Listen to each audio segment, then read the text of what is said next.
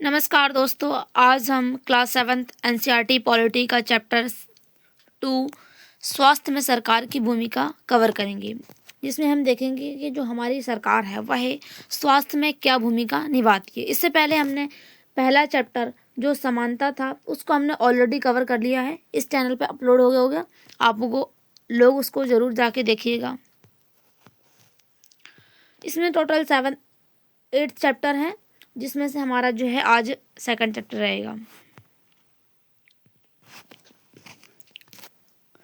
अब हम यहाँ पर देखें कि जो लोकतंत्र होता है, लोकतंत्र में हमने देखा था कि जब हमने 6th क्लास की एनसीईआरटी पढ़ी थी, जिसमें हमने जाना था कि जो लोकतंत्र होता है वो क्या होता है और कौन सा देश ऐसा होता है जिसमें लोकतंत्र होता है और लोकतंत्र में लोग भागीदारी कैसे लेते हैं, इन सब के बारे में हमने देखा था। तो अब हम देखें कि लोकतंत्र में लोगों की यह अपेक्षा रहती है कि सरकार उनके कल्याण के लिए कार्य करे। तो जब व्यक्ति जो होते हैं, जिस देश में लोकतंत्र होता है उस देश में जो व्यक्ति होते हैं वो अपने प्रतिनिधि को चुनते हैं और वह प्रतिनिधि से यह अपेक्षा करते हैं, यानी कि वह यह उम्मीद करते हैं कि उन्होंने जिस सरकार को चुना है, जिस सरकार को सत्ता में लाया है, वह सरकार उनके भले के लिए, उनके हित के लिए ऐसी योजनाएं लाए जिससे उनको भला हो सके। जैसे कि अगर हम देखें तो सरकार शिक्षा, स्वास्थ्य, रोजगार प्रदान एवं ग्रहण निर्माण, सड़कों के विकास, बिजली आदि उपलब्ध करवाने के माध्यम से हो सकता है। तो अब हम देखें सरकार हमारे लिए शिक्षा, जैसे कि जो गवर्नमेंट स्कूल हैं वह उपलब्ध कराती है, जिसमें जो गरीब बच्चे होते हैं जो अब इतना पैसा अफोर्ड नहीं कर पाते हैं कि वह प्राइवेट स्कूलों में जाकर पढ़ाई कर सके, उनके लिए जो गवर्नमेंट स्कूल है वह एक अच्छी स्कीम है। अब देखें यहाँ पर स्वास्थ्य जैसे कि जो गवर्नमेंट हॉस्पिटल होते हैं यह उपलब्ध करवाती है सरकार, लेकिन इसमें चुनौतियाँ भी देखने को मिलती हैं कि लोगों को काफ़ी लाइनों में लगना पड़ता है और लोगों को कई बार जो है हॉस्पिटल में जाना पड़ता है। जो डॉक्टर्स होते हैं वो कई बार उनको जो है वापस भेज देते हैं और उनकी जो रिपोर्ट्स होती है उसको आने में काफ़ी समय भी लगता है। लेकिन जो प्राइवेट हॉस्पिटल होता है उसमें क्या होता है कि जो रिपोर्ट्स होती है वो जल्दी आ जाती हैं, क्योंकि उनमें पैसा दिया जाता है। काफ़ी ज़्यादा जो पैसा होता है वो प्राइवेट हॉस्पिटल में लगता है। अब रोज़गार देखें तो जैसे कि अब हम देखें कि रोज़गार के लिए सरकार ने क्या किया है, सरकार सबको रोज़गार उपलब्ध करवाती है। अगर हम ग्रामीण क्षेत्र में देखें तो मनरेगा चला रखा है सरकार ने, लेकिन अब जो मनरेगा है इसका 2025 जो अब चल रहा है इसमें इसका नाम चेंज कर दिया गया है।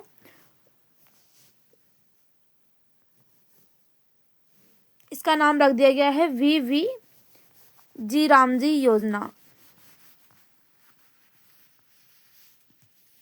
यह एक इम्पोर्टेंट पॉइंट्स है जो अब चेंज हो गया है। इसके बाद जो सरकार है वह गृह निर्माण, जैसे कि अगर हम बात करें तो ग्रामीण क्षेत्रों में जो प्रधानमंत्री आवास योजना चलाती है, तो जिसमें क्या होता है कि जो लोग होते हैं उनको कॉलोनियाँ दी जाती हैं, जिसके माध्यम से उनको उनके जो घर होते हैं वह बनते हैं, सड़कों के विकास होता है। अब जो सड़कों का ये निर्माण होता है, यानी कि सड़कें जो है बनाई जाती हैं, बिजली आदि की जो सेवाएं हैं, इसके माध्यम से जो सरकार है वह लोगों को सेवाएं उपलब्ध करवाती है। अब जो स्वास्थ्य है वो क्या होता है? स्वास्थ्य का अर्थ है हमारा बीमारियों या चोट जैसे आदि से मुक्त रहना। लेकिन स्वास्थ्य केवल बीमारियों से संबंधित नहीं है। हम यह भी ध्यान नहीं करते कि हर स्थिति का संबंध स्वास्थ्य से है। बीमारी के अलावा हमारे लिए उन कार्य पर भी विचार करना आवश्यक है जो हमारे स्वास्थ्य पर प्रभाव डालते हैं। उदाहरण के लिए लोगों को पीने के स्वच्छ पानी और प्रदूषण युक्त वातावरण मिले। अब हम देखें तो जो हमारा भारत है इसमें जो इतना सारा जो स्वस्थ जल है वह उपलब्ध है, लेकिन तभी भी लोगों को जो है स्वच्छ जल उपलब्ध नहीं हो पाता है। वह एक तरीके से उनको साफ जल नहीं मिल पाता है और इससे जो है काफ़ी ज़्यादा समस्याएं देखने को मिलती है।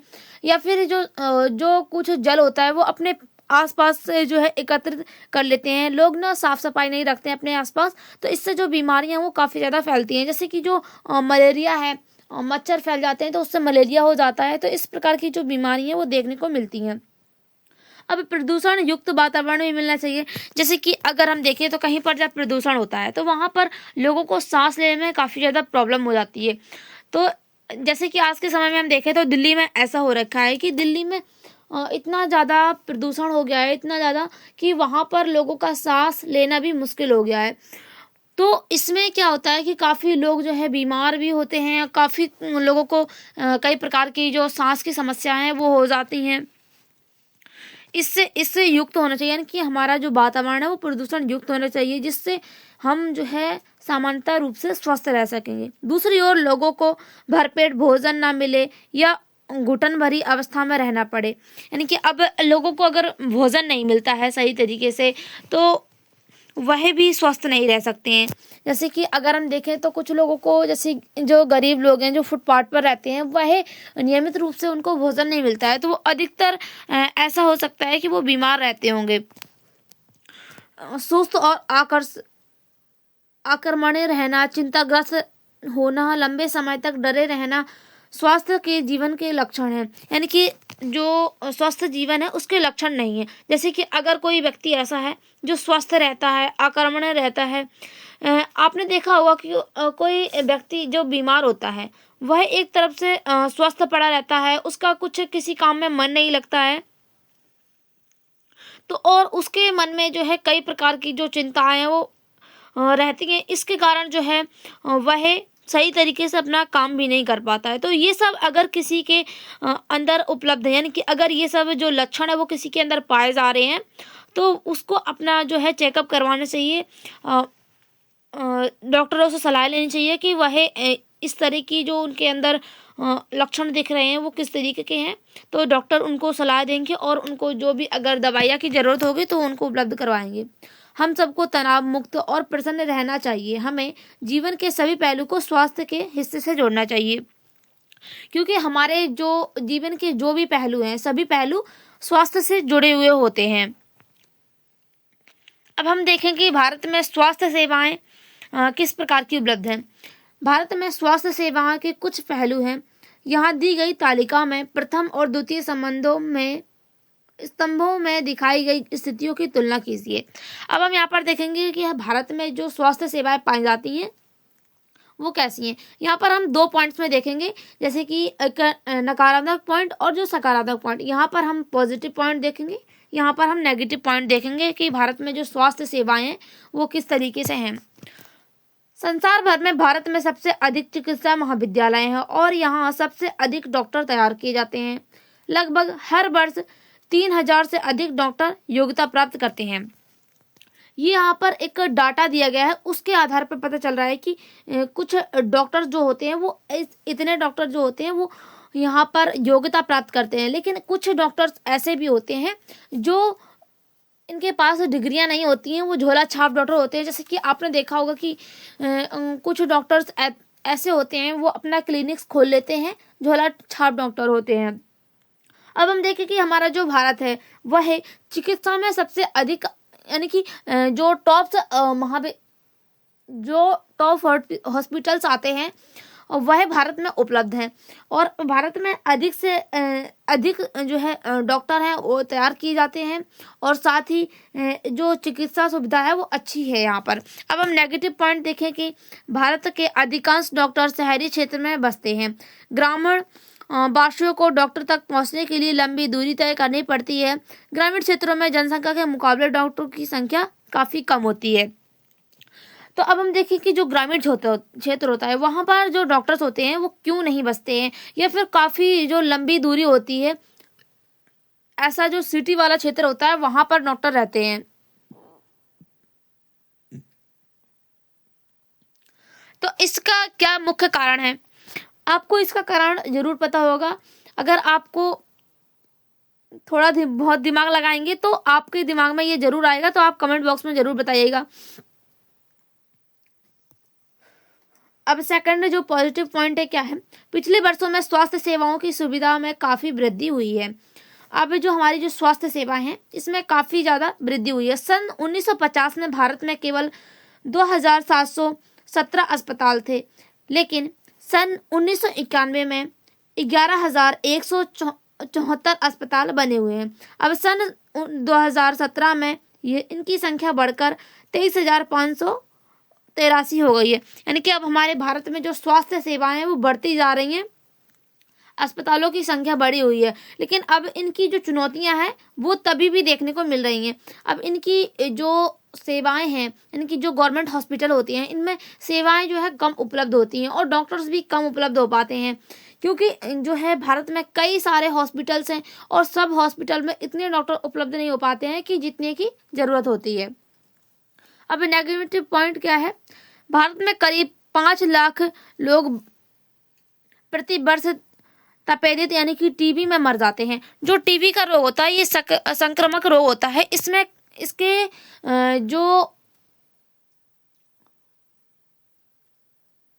जो कनेक्ट में आता है उसको यह रोग हो जाता है।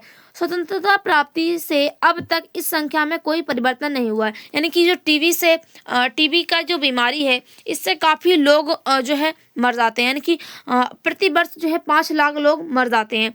अब हम देखें कि जब हमारा भारत आज़ाद हुआ था उस समय से यही संख्या चलती आ रही है और अभी भी इसमें कोई परिवर्तन नहीं हुआ है। हर वर्ष मलेरिया में लगभग 20 लाख मामलों की रिपोर्ट प्राप्त होती है। यह संख्या कम नहीं होती है।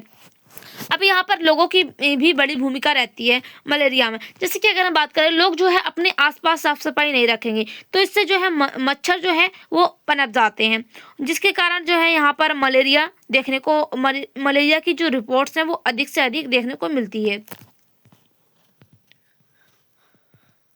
अब पॉजिटिव पॉइंट, थर्ड पॉइंट देखें तो भारत में विदेश से बहुत बड़ी संख्या में इलाज करवाने हेतु चिकित्सा पर्यटक आते हैं। वे उपचार के लिए भारत के कुछ ऐसे अस्पतालों में आते हैं जिनकी तुलना संसार के सर्वश्रेष्ठ अस्पतालों में से की जाती है। अब भारत में जो स्वास्थ्य सुविधाएं वो इतनी अच्छी हो रखी हैं कि जो विदेश के लोग हैं वही भी भारत में चिकित्सा के लिए आते हैं पर्यटक के रूप में। जैसे कि भारत में जो अमेरिका है, जो पाकिस्तान है, वहाँ से भी लोग आते हैं भारत में स्वास्थ्य के लिए। यानी कि अब हम देखें तो भारत में जो स्वास्थ्य सेवाएं हैं वो टॉप हॉस्पिटल्स में आती हैं। यानी कि पूरे विश्व में जो टॉप हॉस्पिटल्स हैं उसमें से भारत में से भी जो हॉस्पिटल्स हैं वो आते हैं। और भारत में कुछ ऐसी सुविधाएं होती हैं जैसे कि सर्जरी होती है और ऑपरेशन वगैरह होते हैं, इसके लिए जो लोग हैं वो भारत में आते हैं। अब नेगेटिव पॉइंट देखें तो हम सबको पीने का स्वास्थ्य जल उपलब्ध नहीं करा पाते हैं। संचारणीय बीमारियां पानी के द्वारा एक दूसरे को लगती हैं। इन बीमारियों में 21% जल जनित होती हैं, जैसे कि हैजा, पेट के कीड़े और हेपेटाइटिस। तो हम देखें कि जो है सबसे अधिक जो संक्रामक बीमारियां होती हैं वो जल के कारण होती हैं। तो हम देखें हमको जो है स्वस्थ जल नहीं प्राप्त हो पा रहा है, जिसके कारण हमको ये बीमारियां देखने को मिलती हैं, जैसे कि हैजा हो गया और पेट के कीड़े, हेपेटाइटिस। ये जो बीमारियां ये संक्रामक होती हैं। अब पॉजिटिव पॉइंट क्या है? फोर्थ, भारत विश्व की दवाइयां निर्मित करने वाला तीसरा सबसे बड़ा देश है। यहाँ भारी मात्रा में दवाइयाँ का निर्यात किया जाता है। अब यहाँ पर जो है जो दवाइयाँ हैं वो सबसे अधिक उत्पादन किया जाता है इनका, और जो है निर्यात भी किया जाता है भारत से दवाइयों को। अब नेगेटिव पॉइंट क्या है? भारत के समस्त बच्चों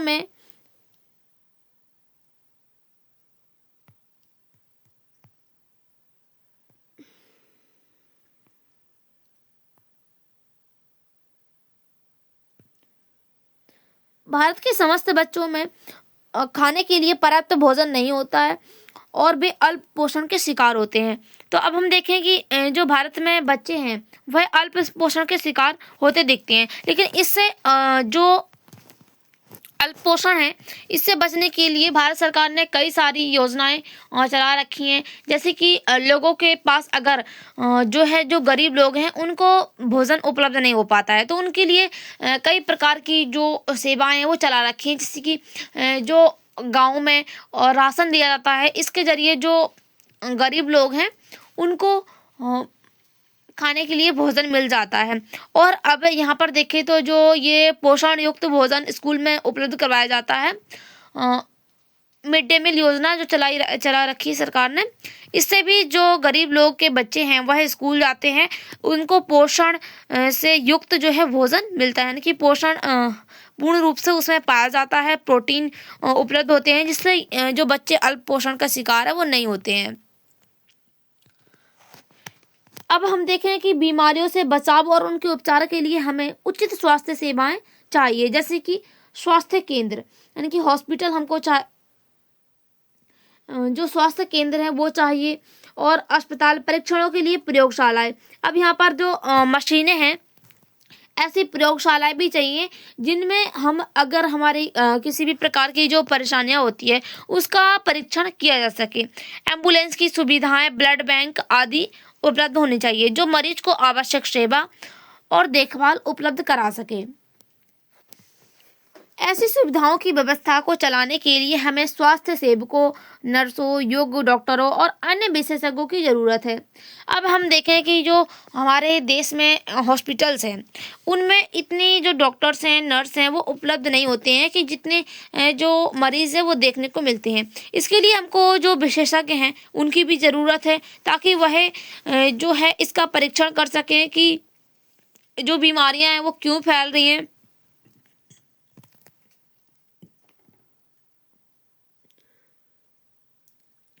तो हमको जो विशेषज्ञ की ज़रूरत है जो परामर्श दे सके, रोग की पहचान कर सकें और इलाज यानी कि जो बीमारी है उसका इलाज ढूंढ सकें। जैसे कि अगर हम देखें कि हमारे जब भारत में 2019 में जब कोरोना की बीमारी आई थी, तो यह बीमारी इतनी अधिक मात्रा में फैली थी कि लाखों लोग इससे मरे थे, करोड़ों लोगों की इससे मृत्यु हुई थी। तो इसका जो इलाज है वो भी तो विशेषज्ञों के द्वारा ही खोजा गया होगा। पहले रोग की पहचान की गई थी, उसके बाद इसका जो इलाज है वो खोजा गया था। मरीज के लिए इलाज की आवश्यक दवाइयाँ और उपकरण भी चाहिए होती। लेकिन अब हम देखें तो भारत में दवाइयाँ तो बनाई जाती है, लेकिन इसके जो मशीनी उपकरण हैं, दवाइयाँ की जो मशीनी है जिनसे चेकअप किया जाता है किसी भी चीज़ का, जैसे कि जो ब्लड बैंक है, लोगों को ब्लड उपलब्ध करवाया जाता है। और अगर किसी प्रकार की शरीर में जो अंदरूनी कोई किसी भी प्रकार की प्रॉब्लम हो जाती है तो उसकी जो स्कैन किया जाता है मशीनों के द्वारा, वह उपकरण भी यहाँ पर उपलब्ध होने चाहिए। भारत में बड़ी संख्या में डॉक्टर, दवाखाने, अस्पताल हैं। देश में सार्वजनिक स्वास्थ्य सेवाओं को चलाने के लिए पर्याप्त अनुभव और ज्ञान भी उपलब्ध चाहिए। यानी कि अब हम देखें तो भारत में जो डॉक्टर्स हैं, हॉस्पिटल्स हैं, इनको चलाने के लिए हमें एक ऐसा अनुभव और ज्ञान भी चाहिए जिससे जो है इनको अच्छी तरीके से चलाया जा सके। ऐसे चिकित्सालय और स्वास्थ्य केंद्र जिन्हें सरकार चलाती है। साथ ही चिकित्सा विज्ञान में बहुत असाधारण प्रगति है, जिसके चलते देश में इलाज की तकनीकें और विधियां उपलब्ध हैं। फिर भी दूसरा स्तंभ दिखता है कि हमारे देश में स्वास्थ्य की स्थिति इतनी खराब है। उपयुक्त सकारात्मक विकास के बाद भी हम जनता को उचित स्वास्थ्य सेवाएं देने में असमर्थ हैं। यह विरोधात्मक जनक स्थिति है जो अपेक्षाओं के विपरीत है। हमारे देश के पास पैसा, ज्ञान और अनुभवी व्यक्ति हैं, फिर भी हम सबको स्वास्थ्य सेवाएं देने में असमर्थ हैं। हमने अभी यहाँ पर देखा था कि जो तुलना की थी, इसमें देखा था हमने कि ये जो नेगेटिव पॉइंट थे, इनके द्वारा हमने देखा था कि हमारे देश में क्या क्या जो प्रॉब्लम्स है वो पाई जा रही हैं। तो इससे हमको पता चला था कि हमारे देश में कई प्रकार की जो समस्याएं हैं वो देखने को मिलती है।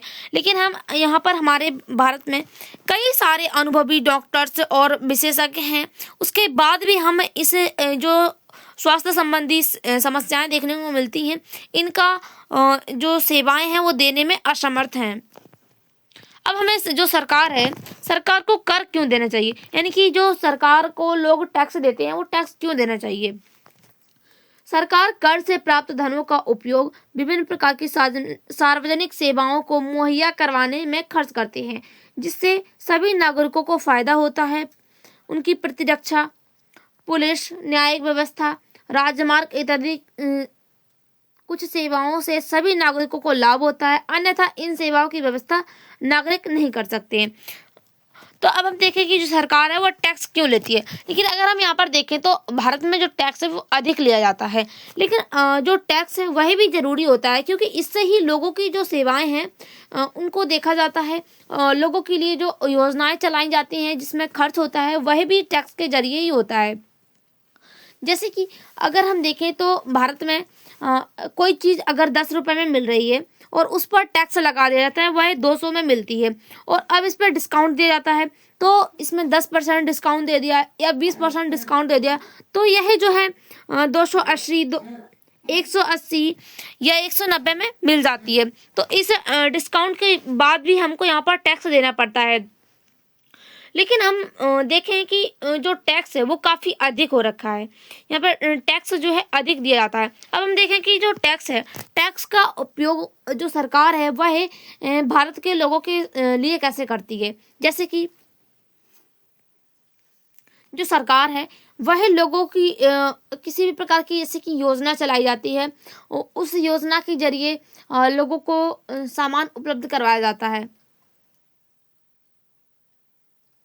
तो इससे लोगों को काफ़ी ज़्यादा लाभ होता है। जैसे कि अब सरकार ने जो कॉलोनी देने की योजना चलाई थी, जिसमें लोगों को कॉलोनी दी जा रही थी प्रधानमंत्री आवास योजना के जरिए, तो और जो है लोगों को टॉयलेट्स भी दिलवाए जा रही हैं। तो ये जो योजनाएं हैं वो सरकार चला रही है। अब इसके लिए खर्च कहाँ से आता है, वो टैक्स से ही मिलता है, वह खर्च आता है। अब हम यहाँ पर देखें जो गवर्नमेंट एम्प्लॉयज़ होते हैं उनके लिए जो सैलरी होती है वह भी टैक्स से ही जाती है, और उसके बाद भी जब वह रिटायर्ड हो जाते हैं, जैसे कि अगर उनकी नौकरी जो है वो 20 साल में लग गई, अब वह जो है 60 साल तक काम करते हैं। जैसे कि अब 20 साल में उनकी नौकरी लग गई, अब वह 40 साल तक काम करेंगे, उसके बाद 60 साल में वह रिटायर्ड हो जाते हैं। उसके बाद जब तक यह जीवित रहते हैं, जैसे कि 100 साल अगर कोई जीवित रहता है, तो उनकी जो सैलरी है रिटायरमेंट के बाद उनको सैलरी नहीं दी जाती है, उनको पेंशन मिलती है। पेंशन जो मिलती है वह सैलरी से भी अधिक होती है, और इससे पेंशन से ही जो है उनका घर चलता है। तो अब यह जो पेंशन होती है इसका भी जो खर्चा होता है वो कहाँ से लाती है सरकार तो टैक्स से ही ये लेती है। अब हम देखें तो यहाँ पर टैक्स जो है अधिक लिया जाता है, लेकिन हम देखें जो टैक्स है वह नियमित लोगों से लेना चाहिए। जैसे कि अगर किसी व्यक्ति की आमदनी अधिक है उससे अधिक टैक्स लेना चाहिए, और जिसकी आमदनी कम है उससे कम लेना चाहिए।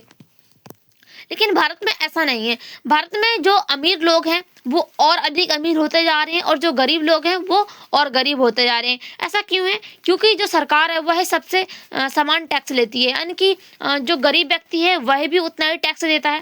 जैसे कि अगर किसी व्यक्ति की जो मजदूरी है वो 300 रुपये है, और जो कोई अमीर व्यक्ति है उसकी मजदूरी 1000 है, 2000 है, इस टाइप से उसकी जो मजदूरी है, अब इस पर टैक्स लेती है सरकार 200 रुपये का। तो अब ये जो व्यक्ति है यह 200 रुपये अफोर्ड नहीं कर पाएगा, क्योंकि उसको अपने घर का भी खर्च चलाना होता है, उसको सेविंग्स भी करनी होती है, काफ़ी सारी चीज़ें होती हैं। तो इससे ये जो गरीब व्यक्ति है ये और गरीब होता जाता है। लेकिन यह जो 200 रुपये है ये अच्छे से अफोर्ड भी कर पाएगा, और इसके साथ ही वह जो है अपने घर का खर्च, सेविंग्स वगैरह सब कुछ कर लेगा, क्योंकि इसके जो आमदनी है वो अधिक है, इसकी आमदनी कम है। तो इस तरीके से जो भारत के जो अमीर लोग हैं वो और अमीर होते जा रहे हैं, और जो गरीब लोग हैं वो और गरीब होते जा रहे हैं। करों में से कुछ विकासात्मक कार्यक्रम और सेवाएं उपलब्ध हैं, जैसे कि शिक्षा, स्वास्थ्य, रोजगार, सामाजिक कल्याण, व्यावसायिक प्रशिक्षण जैसे जरूरतमंद नागरिकों को लाभ मिलते हैं। करों से प्राप्त धन का उपयोग कुछ प्राकृतिक आपदाओं जैसे बाढ़, भूकंप, सुनामी आदि मामलों में राहत और नरवश के लिए भी किया जाता है। अब हम यहाँ पर देखें तो जो कर से धन प्राप्त होता है उसका उपयोग सरकार ऐसे भी चीज़ों में करती है, जैसे कि अगर कहीं प्राकृतिक आपदा आ जाती है तो वहाँ पर जो सरकार है वह राहत, उनके लिए जो भोजन उपलब्ध करवाना, उनको एक स्थान से दूसरे स्थान पर भेजने के लिए जो भी पैसे की ज़रूरत होती है वह उसी से उनका जो खर्च है वो चलता है, और उससे लोगों को जो है धन भी दिया जाता है। इस तरीके से जो है बाढ़ और भूकंप, सुनामी आदि की ये जो प्राकृतिक आपदाएं हैं इनसे लोगों को राहत भी टैक्स के जरिए ही दी जाती है।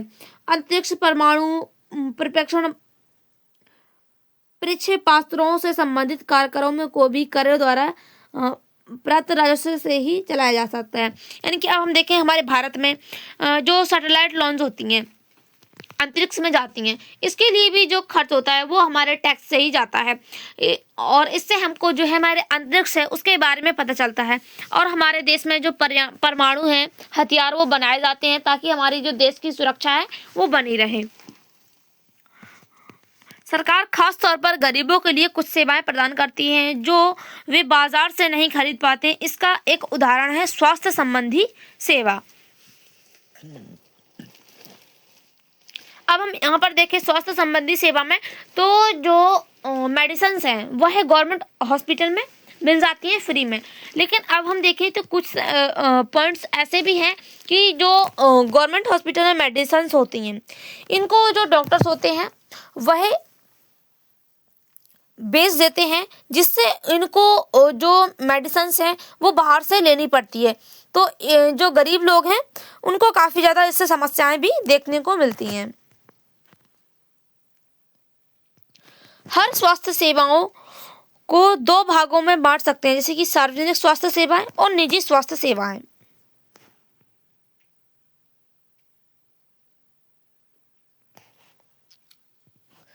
सार्वजनिक स्वास्थ्य सेवाएं।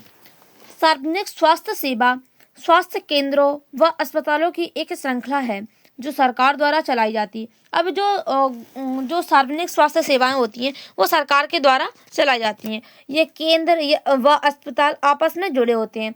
अब जो सार्वजनिक स्वास्थ्य सेवाएं होती हैं इसमें जो अस्पताल होते हैं और जो केंद्र होते हैं वो आपस में जुड़े होते हैं, जिससे यह शहरी व ग्रामीण दोनों क्षेत्रों को सुविधाएं प्रदान करती हैं।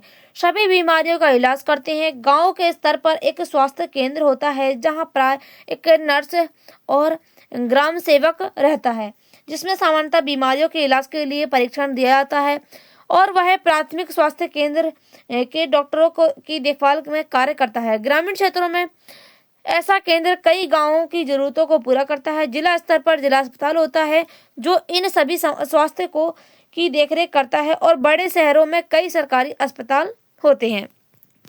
अब हम यहाँ पर देखें तो जो सरकार होती है वह ग्रामीण क्षेत्रों में जो प्राइमरी जो स्वास्थ्य सेवाएं हैं वो उपलब्ध करवाती है, प्राइमरी हॉस्पिटल।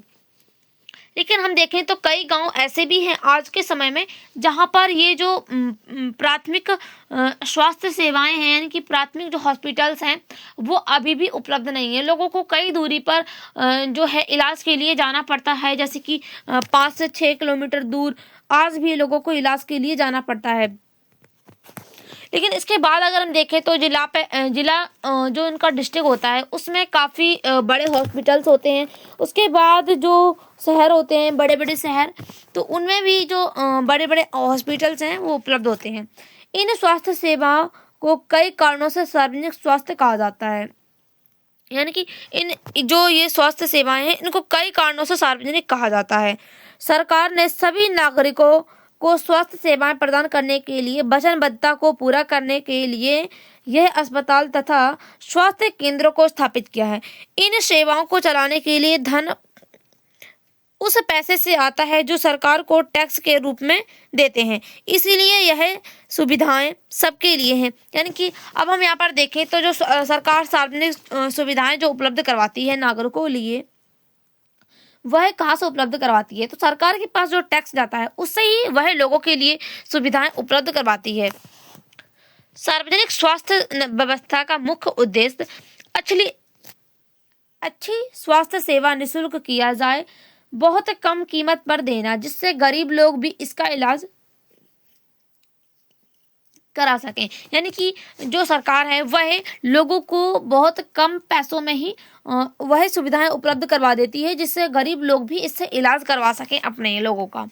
स्वास्थ्य सेवाओं का अन्य महत्वपूर्ण कार्य बीमारियों को फैलने से रोकना, इसकी व्यवस्था को सरकार के लोगों के सहयोग से करनी होती है, अन्यथा यह असफल हो जाती है। जैसे कि मच्छरों को पैदा होने से रोकने के लिए अभियान को सफल बनाने के लिए यह सुनिश्चित करना पड़ेगा कि क्षेत्र के सभी लोग अपने कूलरों, घरों को आदि की सफाई पर पानी को एकत्र न करने, यानी कि कूलरों में जो टंकी होती है और घरों के पास जो टंकी होती है उसमें पानी एकत्रित ना होने दें, जिससे जो मच्छर फैलते हैं उनको रोका जा सके। हमारे संविधान के अनुसार लोगों के हित को सुनिश्चित करना, सबको स्वास्थ्य सेवाएं प्रदान करना सरकार का सार्वजनिक कर्तव्य होता है।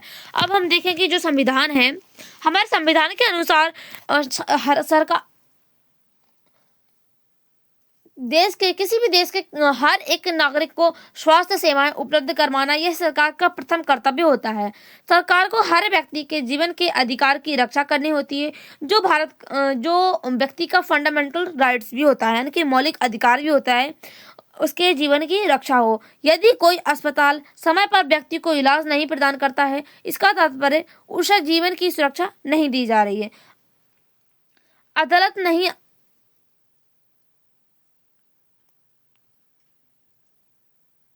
अदालत ने भी कहा है कि सरकार का कर्तव्य है वह लोगों को स्वास्थ्य सेवाएं दे जिससे आकस्मिक इलाज की सुविधाएं संबंधित है, यानी कि अचानक से कोई ऐसा जो बीमारी है वो हो जाती है, उसके भी इलाज की सुविधाएं हैं। जैसे कि अगर हम देखें तो आकस्मिक जो है कोई बीमारी आती है, जैसे कि हार्ट अटैक आ गया किसी को, तो इस बीमारी के इलाज के लिए अगर किसी के पास पैसा नहीं है तो वह एक ऐसा डॉक्यूमेंट्स होता है, उसके जरिए जो वह जाके गवर्नमेंट हॉस्पिटल में इलाज करवा सकता है और उसका जो पैसा होता है वह सरकार देती है।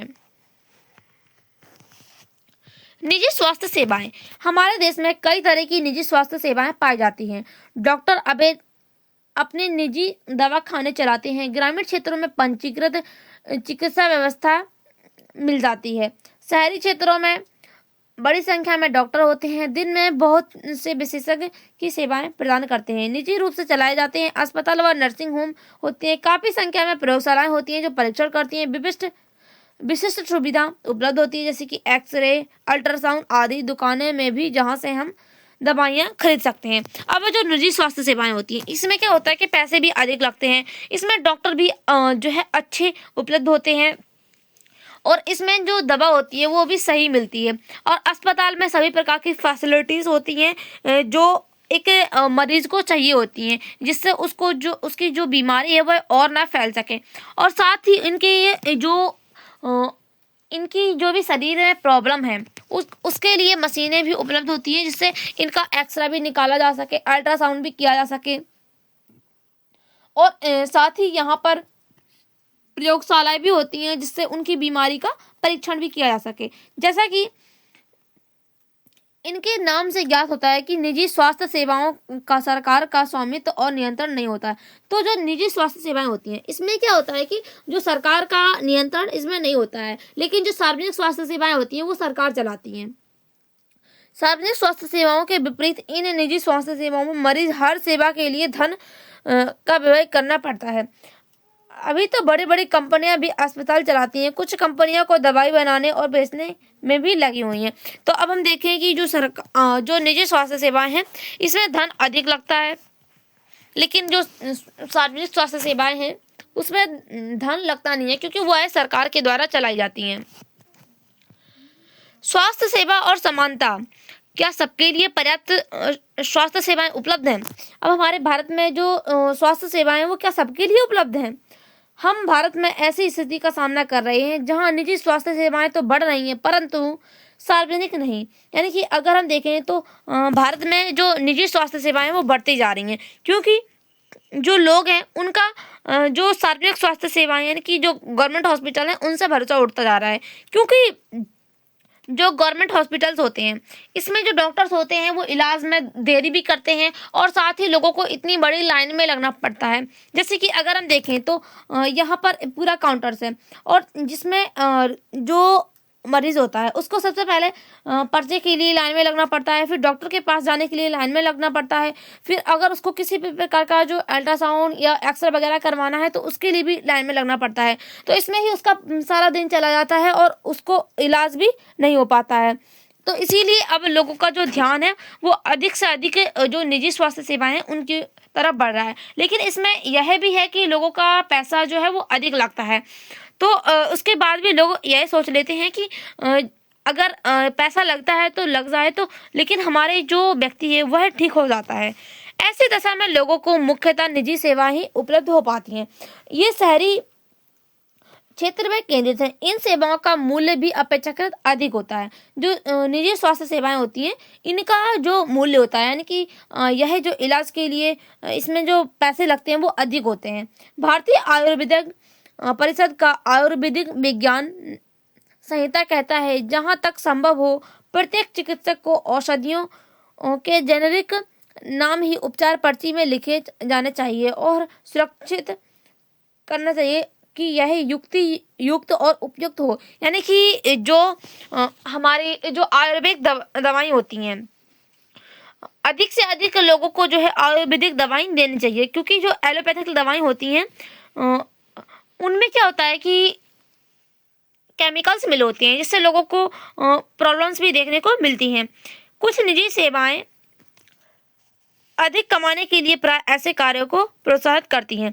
तो जो एलोपैथिक दवाएं होती हैं, इसमें जो केमिकल्स मिले होते हैं, तो जो निजी सेवाएं होती हैं यह अधिक से अधिक इन्हीं दवाइयों का उपयोग करती हैं, क्योंकि इससे इनको काफ़ी ज़्यादा लाभ होता है।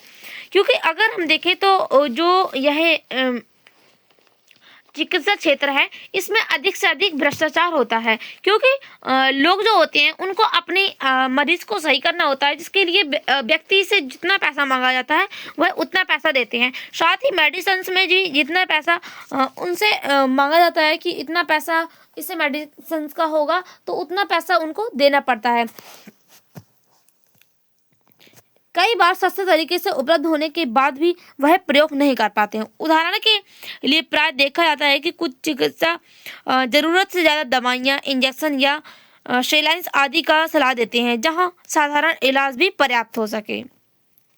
यानी कि कुछ ऐसे इलाज भी होते हैं जिनमें साधारण तरीके से जो है सही हो सकते हैं, नॉर्मल तरीके से, लेकिन उसके बाद भी जो डॉक्टर्स होते हैं वही ऐसी दवाइयाँ और इंजेक्शन की सलाह देते हैं, जिससे लोगों को जो है शरीर में कई प्रकार की प्रॉब्लम्स भी हो जाती हैं।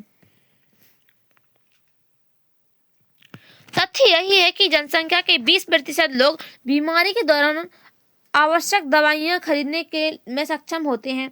वे लोग जिन्हें हम गरीब नहीं समझते हैं, दवा और संबंधी खर्चों को उठाने में कठिनाइयों का अनुभव करते हैं। एक अध्ययन में पाया जाता है कि लोग अस्पतालों में किसी बीमारी या चोट लगने के कारण भर्ती होते हैं, उनमें से 40% लोग खर्चों का भुगतान करने के लिए पैसे उधार लेते हैं या अपनी कुछ संपत्ति बेच देते हैं। यानी कि अगर हम देखें तो कुछ लोग ऐसे होते हैं जिनके पास जो बीमारी होती है उसके इलाज के लिए पैसे नहीं होते हैं, वह लोगों से पैसे उधार लेते हैं या फिर उनकी जो ज़मीन होती है वह जो है बेच देते हैं। वह लोगों को ठीक करवाने के लिए पूरी तरीके से कोशिश करते हैं कि उनका जो व्यक्ति है वह ठीक हो जाए, उसके बाद जो संपत्ति है वह तो कमा ली जाएगी, लेकिन जो आदमी है अगर वह एक बार इस दुनिया से चला जाएगा तो उसको वापस नहीं लाया जा सकता है। तो इसीलिए लोग जो है अपनी संपत्ति भी बेच देते हैं। गरीब लोगों के लिए परिवार में हमारी हर बीमारी चिंता और मुसीबत का कारण बन जाती है। गरीब लोग पहले ही पोषण की कमी का शिकार होते हैं। उन्हें जीवन की आधारभूत आवश्यकताएं जैसे कि पानी, पीने का पानी, घर के लिए पर्याप्त जगह, स्वास्थ्य वातावरण तक उपलब्ध नहीं हो पाता है और इसीलिए उनके बीमार पड़ने की संभावना अधिक होती है। तो जो गरीब लोग होते हैं, अगर उनके परिवार के किसी भी सदस्य को कोई भी प्रकार की बीमारी होती है तो वह काफ़ी ज़्यादा मुसीबत का सामना करना पड़ता है उनको, और उनके पास वह जो है पहले से ही कई चीज़ों का शिकार हो रखे होते हैं। उनको जो है पोषण से युक्त भोजन नहीं मिलता, यानी कि जिस भोजन में पोषण पाया जाता है वह भोजन इनको नहीं मिल पाता है, और कई प्रकार की जो सेवाएं हैं वो इनको उपलब्ध नहीं हो पाती हैं। वो पहले से ही जो है बीमार पड़ने की संभावना उनमें अधिक रहती है। कभी कभी केवल पैसा ही लोगों को बेहतर इलाज में बाधक नहीं होता है। उदाहरण के लिए महिलाओं को तुरंत इलाज के लिए डॉक्टर के पास नहीं ले जाया जाता है। कई आदिवासी क्षेत्रों में स्वास्थ्य केंद्र कम हैं और वे अच्छी तरह नहीं चलाए जाते हैं। वहीं निजी स्वास्थ्य केंद्र भी उपलब्ध नहीं है। तो अब हम देखें तो लोगों के मन में ऐसी मानसिकता भी है कि जो महिलाएं होती हैं उनको जल्दी से अगर वह बीमार पड़ती हैं तो उनको इलाज के लिए नहीं ले जाया जाता है, और कई ऐसे क्षेत्र हैं, आदिवासी क्षेत्र हैं, वहाँ पर जो गवर्नमेंट हॉस्पिटल हैं वह भी उपलब्ध नहीं है और निजी हॉस्पिटल भी उपलब्ध नहीं है। साथ ही जो झोला छाप डॉक्टर होते हैं वह भी नहीं है वहाँ पर कि वह उनसे भी इलाज करवा सके।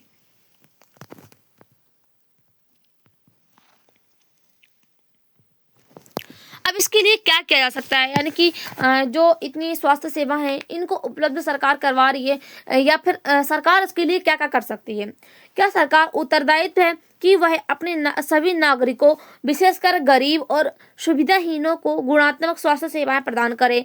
फिर भी लोगों का स्वास्थ्य जितना जीवन की आधारभूत सुविधाओं पर, उनकी सामाजिक स्थिति पर निर्भर है, उतना ही स्वास्थ्य सेवाओं के ऊपर भी है। इसीलिए लोगों को स्वास्थ्य की दशा सुधारने के लिए दोनों पक्षों पर कार्य करना आवश्यक है, ऐसा संभव होना चाहिए। यानी कि अगर जो लोग हैं, यानी कि जो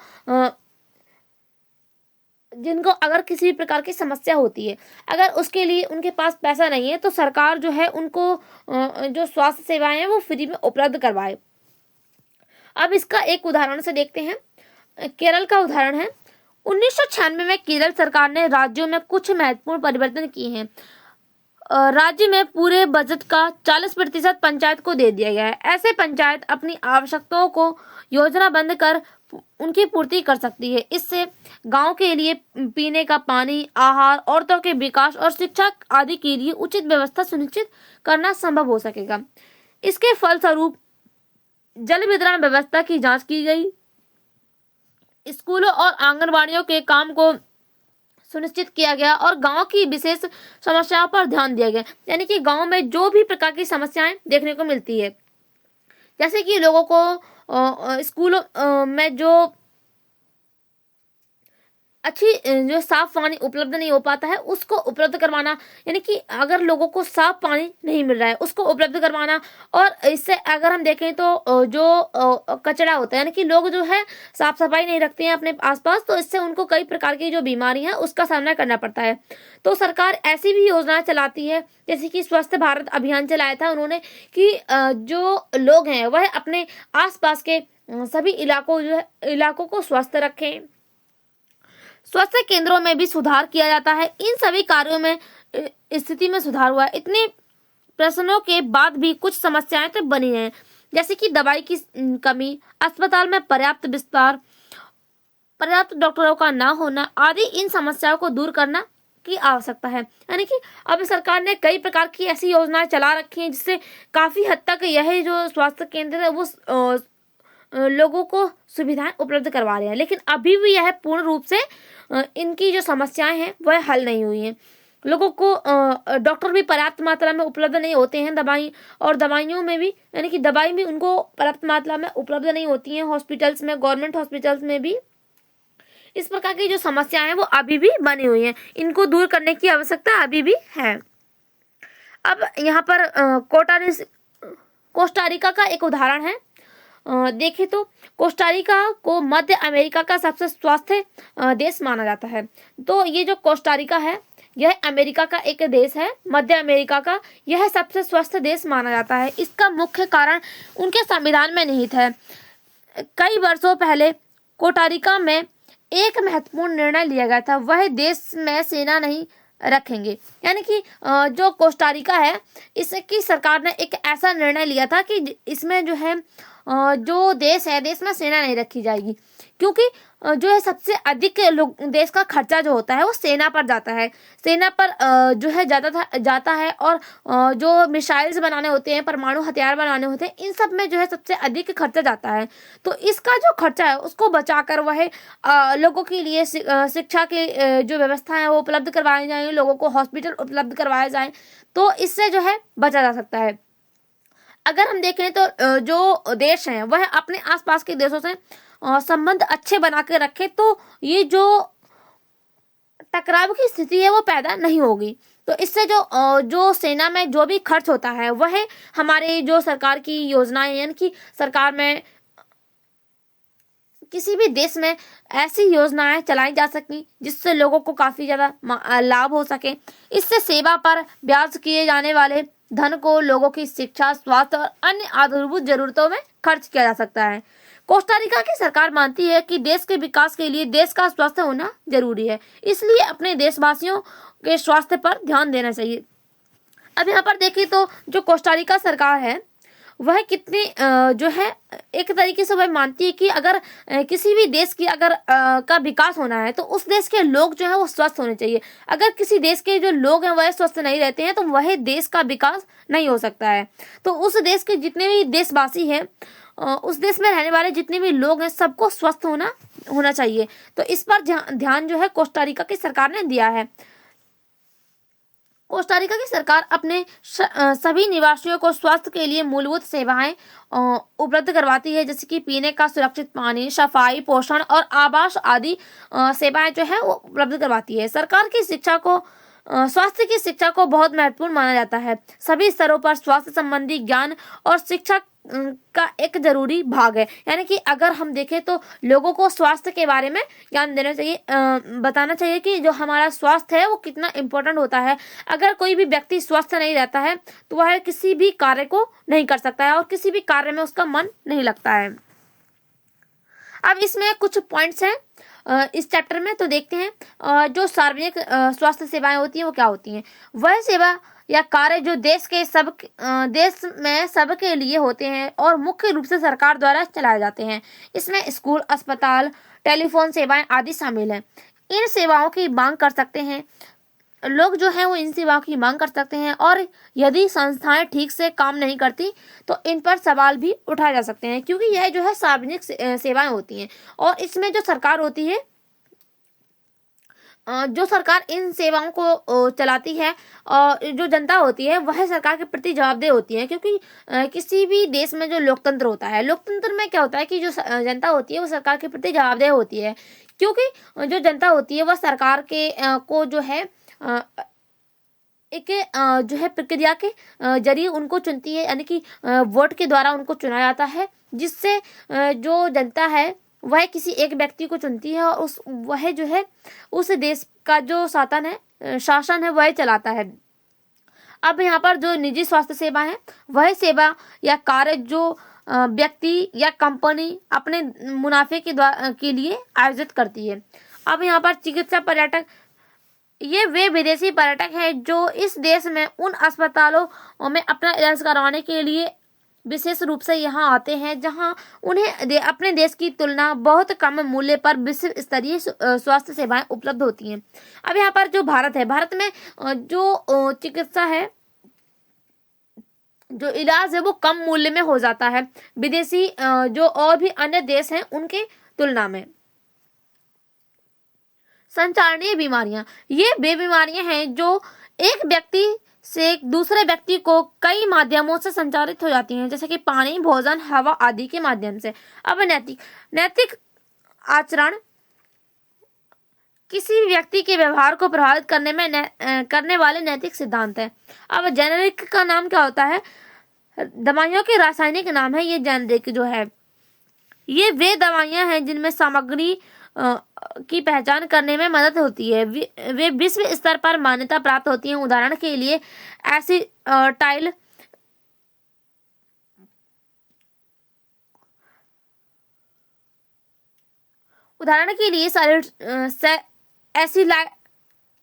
एसिटाइल सैलिसिलिक एसिड एस्पिरिन का नाम जेनेरिक है।